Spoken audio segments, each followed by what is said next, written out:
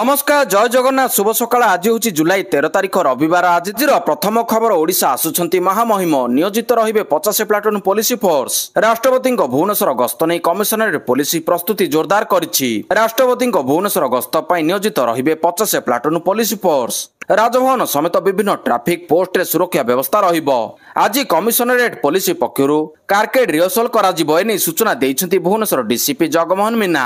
8 जन DCP rank officer नियोजित, 11 जन अतिरिक्त डीसीपी, 31 जन एसपी रैंक ऑफिसर, 44 इन्स्पेक्टर नियोजित रहिबे, 180 जन सब इन्स्पेक्टर नियोजित हेबे। 14 एम्स समावर्तन उत्सव रे जोग देबे राष्ट्रपति। सेने एम्स भुवनेश्वर समेत राजभवन और विभिन्न ट्राफिक पोस्ट और नाका अंचल पुलिस फोर्स नियोजित रहिबे बोली डीसीपी जगमोहन मीना कहिसंती। एसो राष्ट्रपति जुलाई 15 तारिख रे रेभेन्सा बालिका उच्च विद्यालय भित्तिप्रस्तर मध्ये स्थापन करिवार कार्यक्रम रहिछि। परवर्ती खबर मोदी बांटिले नियुक्ति पत्र। प्रधानमंत्री नरेंद्र मोदी युवक मानकु बांटिले 51,000 नियुक्ति पत्र। रोजगार मेला रे पीएम मोदी नियुक्ति पत्र बांटिछंती। देशर 47 सहर रे रोजगार मेला आयोजन होईछि। एई समय रे पीएम मोदी 51,000 नियुक्ति पत्र बांटी देशर युवक मानकु एक बड़ उपहार देइछंती। या सहित वीडियो कॉन्फ्रेंस माध्यम युवकों को संबोधित कर मोदी कहते जे सरकार लक्ष्य होउछि स्वच्छ एवं सचल नियुक्ति प्रक्रिया को प्रोत्साहित करने। प्रधानमंत्री मोदी कहते देशर लक्ष लक्ष युवक एपरी नियुक्ति मेला माध्यम चाकरी पाइछंती एवं आज से राष्ट्र निर्माण में जोग देउछंती। मोदी कहते जे आमर मंत्र होउछि बिना फॉर्म बिना खर्च। परवर्ती खबर दिल्ली रे प्रधानमंत्री को भेटिले ओडिशार मुख्यमंत्री। ओडिशार विकास को नहीं विभिन्न प्रसंग रे आलोचना। फाइल बढ़ाइला चर्चा, मोदी हाथ में ओडिशा फाइल। दिल्ली रे प्रधानमंत्री को भेटिछंती मुख्यमंत्री मोहन माझी। साक्षात समय फोटो बढ़ाइला चर्चा। फोटो रे मुख्यमंत्री हाथ में थिबा फाइल को नहीं एई चर्चा बढ़िछि। कारण राज्य में मंत्रिमंडल संप्रसारण आकलन भितर यह फाइल चर्चा को अधिक खोरक जगाई। आगामी दिन में राज्य में मंत्रिमंडल संप्रसारण होबार यथेष्ट संभावना रही। मुख्यमंत्री मोहन माझी बीजेपी राज्य सभापति मनमोहन सामल दिल्ली गस्तरे जाइतिले। तेणु मंत्रिमंडल संप्रसारण नहीं केंद्र बा मोदी सबुज संकेत देइथिबा चर्चा हेउछि।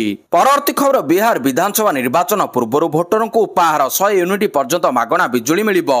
चलित वर्ष बिहार रे विधानसभा निर्वाचन हेबो। एथिपई समस्त राजनीतिक दल जोरसोर प्रस्तुति आरंभ कर देइछंती। निर्वाचन तारीख घोषणा पूर्व विभिन्न राजनीतिक दल भोटर मानक आकर्षित करबा पई विभिन्न प्रकार योजनार प्रचार करछंती। नीतीश कुमार राज्यर प्रत्येक परिवार पई एक बड़ निष्पत्ति नेइछंती। उपभोक्ता मानकु मागणा रे 100 यूनिट पर्यंत बिजुली पाई पारिबे बोली घोषणा करछंती। एई प्रस्ताव को अर्थ विभाग पक्षरु मंजूरी मिल जाइथिबा बेले कैबिनेट रो मोहर लागिथिबा बाकी रहिछि। उपभोक्ता को 100 यूनिट पर्यंत बिजुली व्यवहार करबा पर्यंत कौनसी प्रकार शुल्क प्रदान करबा को पड़िबो नाही। एहा परे जेतिकी बिजुली उपभोक्ता खर्च करिवे से अनुसार चार्ज पैठ करबा को हेबो। परवर्ती खबर छत्रपति शिवाजी महाराजा दुर्ग को मिलिला यूनेस्को मान्यता। छत्रपति शिवाजी अमलर माराठा दुर्ग को मिलिला यूनेस्को मान्यता। विश्व ऐतिह्य तालिका रे पाइला स्थान।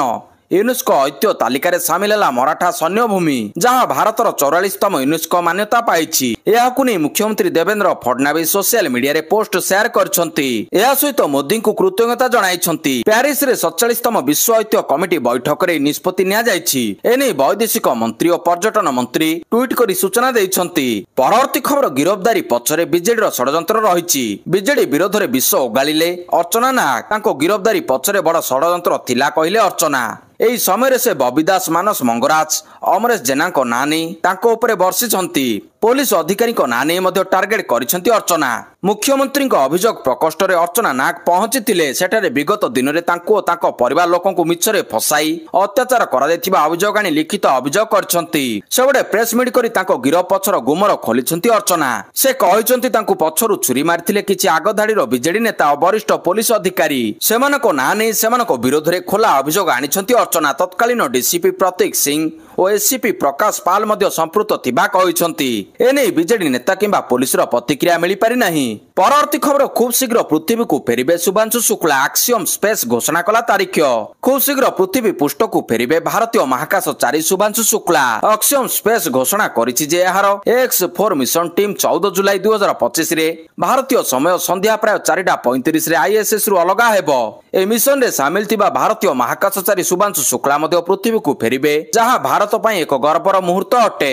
X4 मिशन हेउछि एक घरोई महाकाश मिशन जहाकु एक्सियम स्पेस एवं स्पेसएक्स सहयोग रे आरंभ करा जायछि।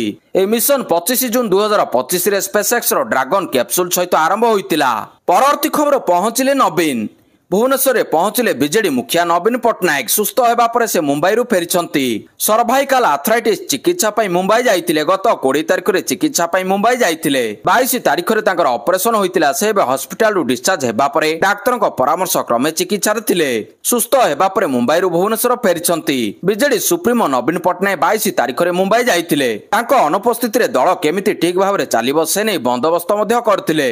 परवर्ती खबर विमान दुर्घटनार बड़ खुलासा Ahmedabad air India dream line विमान दुर्घटनार तदंत रिपोर्ट सामना को आसी रिपोर्ट रे अनेक चांचल्यकर तथ्य सामना को आसी जो जना पड़ी जे किछि सेकेंड टेक ऑफ करबा परे विमान दुईटी जाक इंजिन हठात बंद हो जाइतिला जहा फल विमानटी दुर्घटनाग्रस्त होइतिला। Aircraft accident investigation bureau IIAB पक्षरु 15 पृष्ठार रिपोर्ट प्रस्तुत करा जायछि। रिपोर्ट अनुसार उड़ान समय विमान T180 सर्वाधिक इंडेक्स एयर स्पीड बा आईएस हासिल करतिला। एहारो किछि समय पर इंजिन को ईंधन पटाउथिबा इंजिन 1 और इंजिन 2 रो fuel cut off switch run रु कट ऑफ स्थिति को चली जाइतिला ताहा पुनी 1 सेकेंड व्यवधान रे जहा इंजिन को ईंधन भरिबा बंद कर देतिला एवं उभय इंजिन रो N1 और N2 रोटेशन गति द्रुत गति रे ह्रास पाइतिला। तेबे इंजिन 1 किछि मात्रा रे रिकवरी करतिला किंतु इंजिन 2 संपूर्ण भाव रे गति हासिल करि पारि नथिला।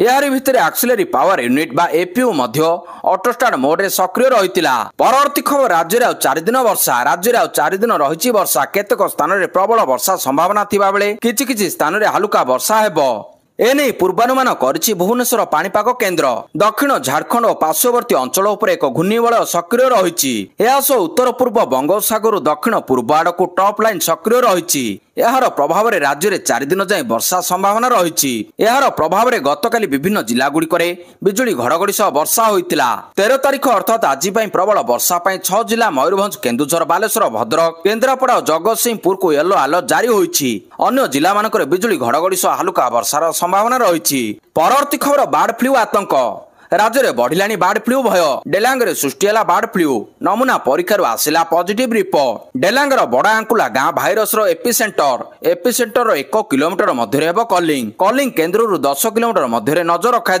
संक्रमित स्थान रु 10 किलोमीटर मध्य कुकुड़ा दुकान बंद रहिबो। सूचना अनुसार 2 दिन तले जनस्वास्थ्य निर्देशक कहिथिले डेलांग अंचल में प्राय 3000 कुकुड़ा मरिछंती। भेटेरिनरी विभाग नमूना संग्रह करिछि जनस्वास्थ्य टीम डेलांग रे बुलुछंती।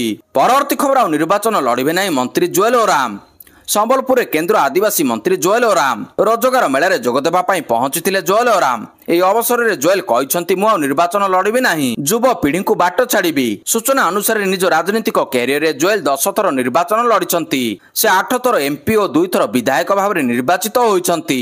गत निर्वाचन प्रचार समय जुएल ओराम आगामी दिन में निर्वाचन लड़िबे नाही बोली कहिसंती। सेहिपरि राहुल गांधी को वक्तव्य को कड़ा निंदा करछंती जुएल। परवर्ती खबर गाड़ी गड़िला धमकाइले मेंडुली ड्राइवर महासंघर आंदोलन 5म दिन में पहुंची किंतु यह भितर ड्राइवर महासंघ फाड़ फाड़ हो जाइछि। किछि ड्राइवर पुणी थे स्टीयरिंग धरिछंती आउ किछि ड्राइवर एबे मध्ये आंदोलन जारी रखिछंती।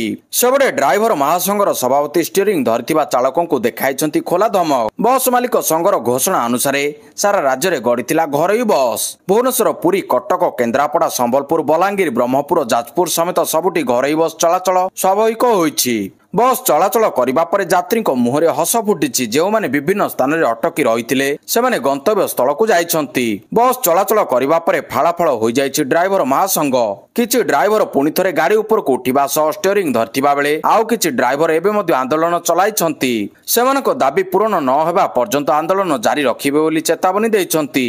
आउ पादे आगकू जाई वीडियो वार्ता जारी करी स्टीयरिंग धरथिबा ड्राइवर मानकू खोला चेतावनी दैछंती ड्राइवर महासंघर सभापति। परवर्ती खबर इटाली खेलिबो विश्वकप आसंता वर्ष हेबाकु थिबा T20 विश्वकप लागि इटाली योग्यता हासिल करिछि। शुक्रवार हेग ठारे आईसीसी पुरुष T20 विश्वकप लागि खेला जायतिबा यूरोप योग्यता पर्यायर अंतिम मैच रे नेदरलैंड ठारु इटाली परास्त होइछि। हेले नेट रन रेट यथेष्ट भल थिबारु दल प्रथम थर पई क्रिकेट विश्वकप रे स्थान पक्का करिछि।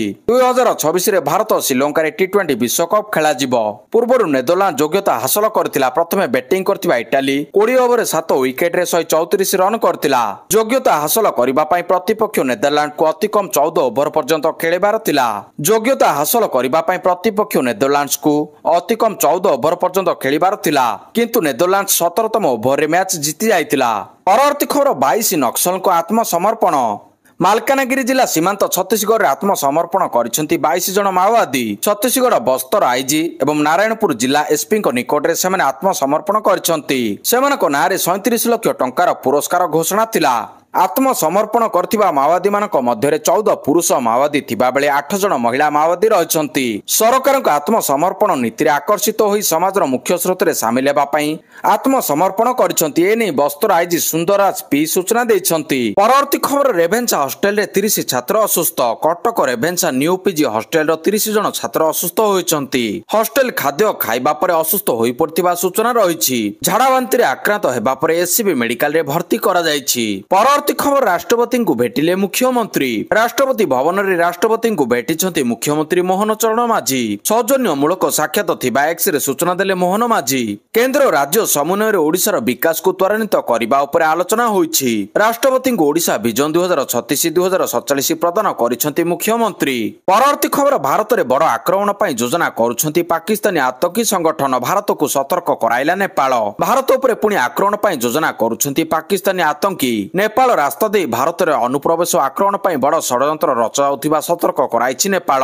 ଲସ୍କର ଏ ତୋଇବା ଓ ଜୈସେ ମହମ୍ମଦ ଆତଙ୍କୀ ନେପାଳ ଦେଇ ଭାରତରେ ଅନୁପ୍ରବେଶ ଓ ଭିଡ଼ବହୁଳ ରାସ୍ତା ଉପରେ ଆକ୍ରମଣ କରିପାରନ୍ତି ବୋଲି ସତର୍କ କରାଇଛନ୍ତି ରାଷ୍ଟ୍ରପତିଙ୍କ ପ୍ରମୁଖ ପରାମର୍ଶଦାତା ସୁନୀଲ ବାହାଦୁର। ଏହା ସହ ସେ ଭାରତ ସୀମାକୁ ନେଇ ଚିନ୍ତା ପ୍ରକାଶ କରିଛନ୍ତି। ଭିଜାମୁକ୍ତ ଯାତାୟାତର ଫାଇଦା ଉଠାଇ ପାରନ୍ତି ଆତଙ୍କୀ। ଏଥିପାଇଁ ଉଭୟ ଭାରତ ଓ ନେପାଳ ସରକାର, ସେନା ଓ ଗୁଇନ୍ଦା ସଂସ୍ଥା ସୁରକ୍ଷା ବ୍ୟବସ୍ଥାକୁ ଅଧିକ କଡ଼ାକଡ଼ି କରିବା ସହ ଅତ୍ୟାଧୁନିକ ବୈଷୟିକ ଜ୍ଞାନ କୌଶଳ ସହ ଆତଙ୍କବାଦୀ ବିରୋଧୀ ଅଭିଯାନକୁ ତ୍ୱରାନ୍ୱିତ କରିବା ଆବଶ୍ୟକ। ପୁଣି ଥରେ ନଜର ପକାଇବା ନେପାଳ ସରକାରଙ୍କ ସୂଚନା ଉପରେ। ପରବର୍ତ୍ତୀ ଖବର, ସୁପ୍ରିମକୋର୍ଟ ପ୍ରଧାନ ବିଚାରପତି ଜଷ୍ଟିସ ବିଆର୍ ଗବାଇଙ୍କ ବଡ଼ ଟିପ୍ପଣୀ। ଭାରତୀୟ ନ୍ୟାୟପାଳିକାରେ ଆବଶ୍ୟକ ହେଉଛି ସୁଧାର। ଦେଶର ମୁଖ୍ୟ ବିଚାରପତି ବିଆର୍ ଗବାଇ ଭାରତୀୟ ନ୍ୟାୟିକ ବ୍ୟବସ୍ଥା ସମ୍ମୁଖୀନ ହେଉଥିବା ଚ୍ୟାଲେଞ୍ଜ ଉପରେ ଚିନ୍ତା ପ୍ରକାଶ କରିଛନ୍ତି। ସେ କହିଛନ୍ତି ଯେ ଦେଶର ନ୍ୟାୟିକ ବ୍ୟବସ୍ଥାରେ ସଂସ୍କାର ଆଣିବାର ଏକ ଆବଶ୍ୟକତା ରହିଛି। ସିଜେଆଇ ଏ କଥା ଉପରେ ମଧ୍ୟ ଜୋର ଦେଇଛନ୍ତି ଯେ ଆମର ଦେଶ ଏବଂ ନ୍ୟାୟ ବ୍ୟବସ୍ଥା ଅନେକ ଚ୍ୟାଲେଞ୍ଜର ସମ୍ମୁଖୀନ ହେଉଛି, ଯେଉଁଠାରେ ଜଣେ ବିଚାରାଧୀନ କଏଦୀ ଭାବରେ ବର୍ଷ ବର୍ଷ ଧରି ଜେଲରେ ରହିବା ପରେ ମଧ୍ୟ ନିର୍ଦ୍ଦୋଷ ସାବ୍ୟସ୍ତ ହୋଇଛି। ହାଇଦ୍ରାବାଦର ଏକ ଆଇନ ବିଶ୍ୱବିଦ୍ୟାଳୟର ସମାବର୍ତ୍ତନ ଉତ୍ସବରେ ସେ ଛାତ୍ରମାନଙ୍କୁ ସ୍କଲାରସିପ୍ ନେଇ ବିଦେଶରେ ପଢିବାକୁ ଏବଂ ସେମାନଙ୍କ ପରିବାର ଉପରେ ଆର୍ଥିକ ଚାପ ନ ପକାଇବାକୁ କହିଥିଲେ। ପରବର୍ତ୍ତୀ ଖବର, ସଂସଦର ମୌସୁମୀ ଅଧିବେଶନକୁ ମିଳିଲା ରାଷ୍ଟ୍ରପତିଙ୍କ ମଞ୍ଜୁରୀ। ସରକାରଙ୍କୁ ଘେରିବାକୁ ବିରୋଧୀ ପ୍ରସ୍ତୁତ। ସଂସଦର 21 ଜୁଲାଇରୁ 21 ଅଗଷ୍ଟ ପର୍ଯ୍ୟନ୍ତ ମୌସୁମୀ ଅଧିବେଶନ ପ୍ରସ୍ତାବକୁ ରାଷ୍ଟ୍ରପତିଙ୍କ ମଞ୍ଜୁରୀ ମିଳିଛି। ଲୋକସଭାରେ ବିରୋଧୀ ଦଳ ନେତା ରାହୁଲ ଗାନ୍ଧୀ ଓ ରାଜ୍ୟସଭାରେ ମଲ୍ଲିକାର୍ଜୁନ ଖଡଗେ ସରକାରଙ୍କୁ ଘେରିବା ପାଇଁ ପୁରା ପ୍ରସ୍ତୁତି କରିସାରିଲେଣି। ଅପରେସନ ସିନ୍ଦୁରକୁ ନେଇ ରାହୁଲ ଗାନ୍ଧୀ ପୂର୍ବରୁ ପ୍ରଧାନମନ୍ତ୍ରୀ ନରେନ୍ଦ୍ର ମୋଦିଙ୍କୁ ସରେଣ୍ଡର ବୋଲି କହିସାରିଛନ୍ତି। ଏଣୁ ସଂସଦର ଆଗାମୀ ଅଧିବେଶନରେ ବିରୋଧୀ ହଙ୍ଗାମା କରିବେ ବୋଲି ସୂଚନା ମିଳିଲାଣି। ସଂସଦୀୟ ବ୍ୟାପାର ମନ୍ତ୍ରୀ କିରଣ ରିଜିଜୁ ମଧ୍ୟ ସଂସଦ 21 ଜୁଲାଇରୁ ଆରମ୍ଭ ହେଉଥିବା ସୂଚନା ଦେଇଛନ୍ତି। ଏଥିପାଇଁ ସେ ଏକ୍ସରେ ଏକ ପୋଷ୍ଟ କରିଥିବା ବେଳେ 13-14 ଅଗଷ୍ଟରେ ସଂସଦର ବୈଠକ ବନ୍ଦ ରହିବ। ଅଗଷ୍ଟ 15ରେ ଦେଶ ସ୍ୱାଧୀନତା ଦିବସ ପାଳିବ ବୋଲି ଉଲ୍ଲେଖ କରିଛନ୍ତି। ସଂସଦର ମୌସୁମୀ ଅଧିବେଶନରେ ଅପରେସନ ସିନ୍ଦୁର ଜ୍ୱଳନ୍ତ ପ୍ରସଙ୍ଗ ପାଲଟିବ। ଏହାକୁ ନେଇ ବିପକ୍ଷ ସରକାରଙ୍କୁ ଘେରିବା ପାଇଁ ପୁରା ପ୍ରସ୍ତୁତି କରିଛନ୍ତି। ପରବର୍ତ୍ତୀ ଖବର, ନକଲି ସାଧୁମାନଙ୍କୁ ଧରିବା ପାଇଁ ଆରମ୍ଭ ହେଲା ଅପରେସନ କାଲନେମି। ଉତ୍ତରାଖଣ୍ଡରେ ଶ୍ରାବଣ ମାସରେ ଆରମ୍ଭ ହୋଇଥିବା କାଉଡ଼ିଆ ଯାତ୍ରାକୁ ନେଇ ଏବେ ରାଜ୍ୟ ସରକାର ସ୍ୱତନ୍ତ୍ର ପ୍ରସ୍ତୁତି ଚଳାଇଛନ୍ତି। ବିଶେଷ କରି ପୁଷ୍କର ସିଂ ଧାମୀ ସରକାର ଅପରେସନ କାଲନେମି ଆରମ୍ଭ କରିଛନ୍ତି। ଏହି ଅଭିଯାନ ଅଧୀନରେ ନକଲି ସାଧୁ ଏବଂ ଠକମାନଙ୍କ ବିରୋଧରେ କଠୋର କାର୍ଯ୍ୟାନୁଷ୍ଠାନ ଗ୍ରହଣ କରାଯାଉଛି।